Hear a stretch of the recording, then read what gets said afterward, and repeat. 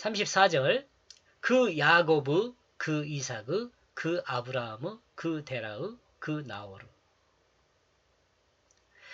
나홀은 나하르로 나하르와 동형입니다. 똑같은 형태라는 거죠.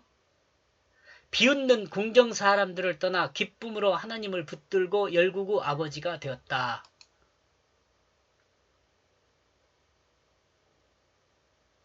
이 말이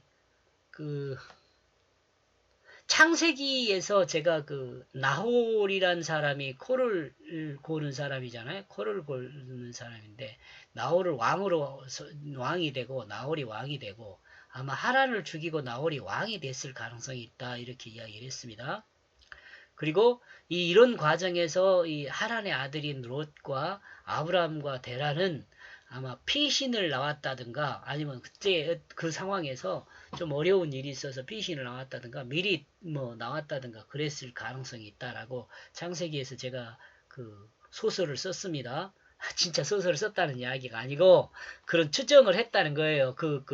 성경 말씀을 이해를 하면서 그 상황을. 근데 이제 지금 여기서도 그런 내용을 이렇게 한번 느낄 수 있게 되잖아요. 이런 단어들을 이렇게 생각하면 비웃는 궁정 사람들을 떠나 데라와 아브라함이죠. 기쁨으로 하나님을 붙드는 열국 아버지가 되었다. 누가? 아브라함이. 지금 그 내용을 설명하고 있는 거잖아요. 그 다음에 그 수룩의 그 루의 그 벨렉의 그 헤버의 그 살라의 이 내용들을 정리하면 여주인에 의하여 친구가 나뉘어 건너편의 어린 가지가 되었다. 아까 지금 여기서 그 나홀이라는 것을 설명하면서 그때 당시에 그 갈대아 우르에서 무슨 일이 있었는지 한번 생각해 보았는데 여기서 그런 이야기가 나오잖아요. 여주인에 의해서 아마 나홀의 아내에 의해서 계략에 의해서 이 세력이 물러난 것 같다라고 소설을 썼었습니다. 소설같이 생각을 했었습니다. 물러난 것 같다 그러는데 그때 당시에 이제 아브라함하고 데라하고 롯하고 그 지역을 나와 가지고 이제 새로운 어떤 가족 문명이라기보다 새로운 어떤 씨족 이런 것들을 하나 만든 거죠. 사람의 욕심은 끝이 없습니다. 특히 땅에 대한 욕심은 더욱 그러합니다. 이는 친구가 형제 간에도 각각의 욕심을 드러냅니다. 제가 그런 이야기 했잖아요. 사람과 사람 사이에 사람은 아무런 문제가 없어요. 둘이 사는 데는. 근데 이 둘이 사는데 돈이 끼어들면 나뉘게 된다 그랬잖아요. 나뉘어요. 그러므로 하나님의 은혜를 받은 사람은 이와 같은 사람의 마음에서 벗어나 새로운 어린 가지가 되어야 합니다. 이 내용을 한번 이렇게 정리를 해본 거예요. 가이나느 아박사스 셈의 노아의 람에게 철을 사용하는 능력 있는 사람으로 이름 있는 한 영역을 지키고 있다. 이 단어들을 연결해서 문장을 만든 내용이죠. 이 문장을 만든 내용을 다시 의미를 따라 한번 생각해 보면 철을 사용하는 사람은 강한 능력과 힘을 가진 사람입니다. 지금이야 철이 흔하잖아요. 근데 그때 당시에는 아주 대단한 거죠. 철 가진 나라가 가장 강한 나라입니다. 그때 당시에. 이와 같은 사람은 한 영역을 나라로 구성하고 그 나라의 이름을 높이며 그 영역을 확고하게 지키게 됩니다. 이렇게 정리를 해보고죠. 그 다음에 37절 무드셀라의 에녹의 야레스 마할랄렐의 가이나느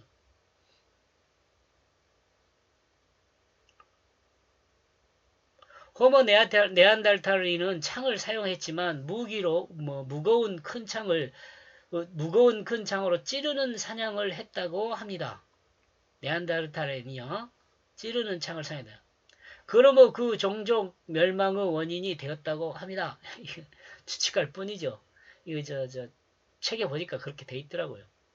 인류학을 맨 처음에 출발하는 그 사람들. 지금도 이런 내용들이 그 화석을 통해서 나오기도 하고, 근데 그게 학자들한테는 뭐 대단한 거겠지만, 저 같은 경우는 뭐 그렇게 크다, 이렇게 생각은 하지 않습니다. 그리고 호모사피엔스는 가벼운 창을 던지는 사람으로 현재 인류 조상이 되었다고 합니다. 지금 이렇게 하고 있는 이유는 다음 이야기를 설명하려고 그래요.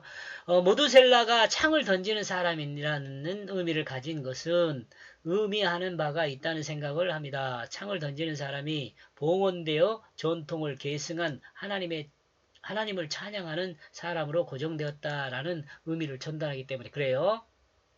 여기가.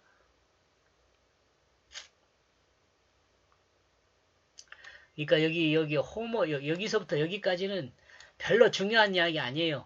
별로 중요한 이야기 아니고, 제가 생각할 때는, 여기서 여기가 이 말씀을 따라서 이해할 수 있는 내용이다. 그런 내용입니다. 그 에노스의, 그 셋의, 그 아담의, 그 하나님의. 하나님은 사람에게 사람을 대신 주셨다. 여기, 이 내용을 설명한 그 단어들을 규합해서 만든 것입니다.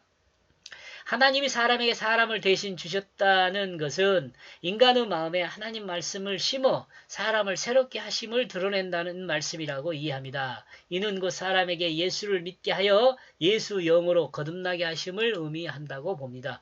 지금 구약을 설명했다면, 구약에서 이 말씀이 나왔다면 이렇게 설명을 하지는 않았을 것 같아요. 예수까지는 이렇게 나가지 않았을 것 같은데, 지금 이 말씀이 신약에 있잖아요. 누가복음에 있잖아요. 그렇기 때문에 이 누가복음을 통해서 우리에게 전달하는 의미는 아마 예수까지 우리에게 나와 있지 않을까, 진행되어 있지 않을까. 그래서 지금 예수를 믿게 하여 예수 영으로 거듭나게 하심을 의미한다라고 정리해 본 것입니다.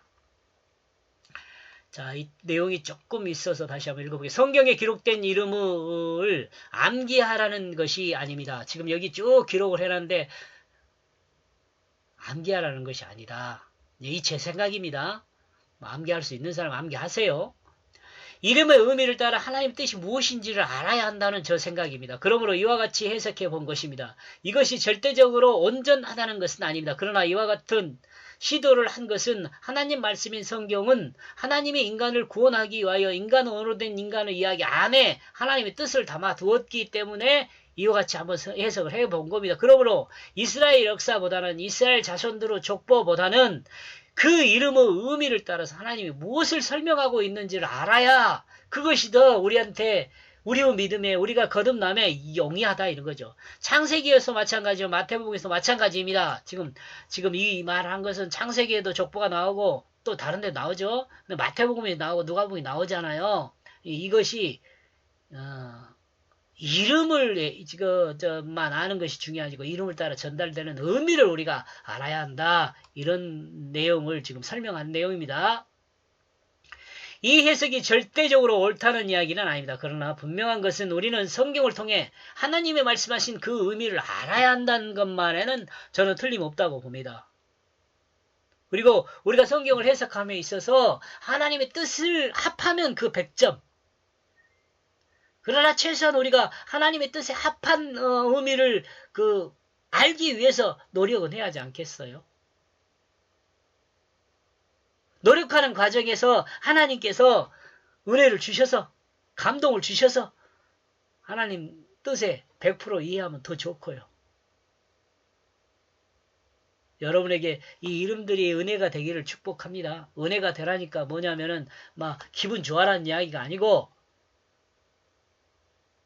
은혜가 된다는 것은 이 이름들의 내용을 듣고 나서 여러분 마음에 하나님의 자녀된 백성으로, 하나님의 백성으로 마음에 결심이 서라는 거죠. 어떤 결심?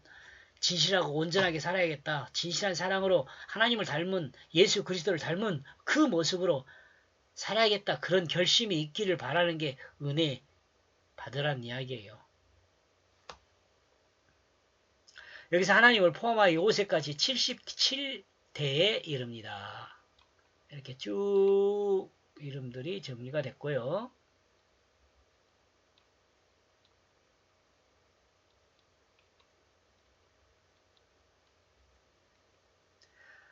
누가복음 3장 23절에서 36절까지 한번 했고, 그 다음에 또 37절에서 38절까지 아마 한 것 같아요.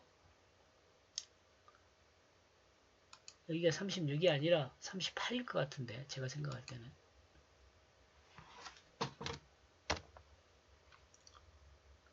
요 표시도 이렇게 돼야죠.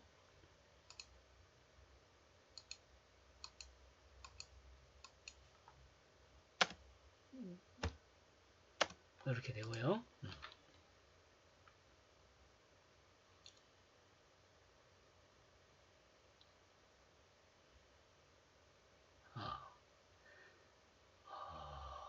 봅시다. 38절이잖아요. 38절. 36절이 아니고, 여기도 마찬가지로 38절. 예, 38절까지 내용은, 또, 궁전을 떠나 주를 붙드는 자를 친구와 나누어 어린 가지가 되게 함. 이 말씀을 통해서는 그 어린 가지, 예수 그리스도까지 내려오는데 족보가 예수 그리스도까지 내려온 그 내용들을 유추할 수 있게 하는 거죠.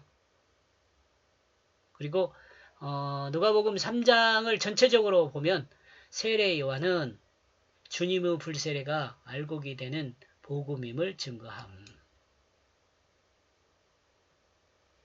설명 안 해도 알겠지. 이거 설명 많이 했으니까. 고맙습니다.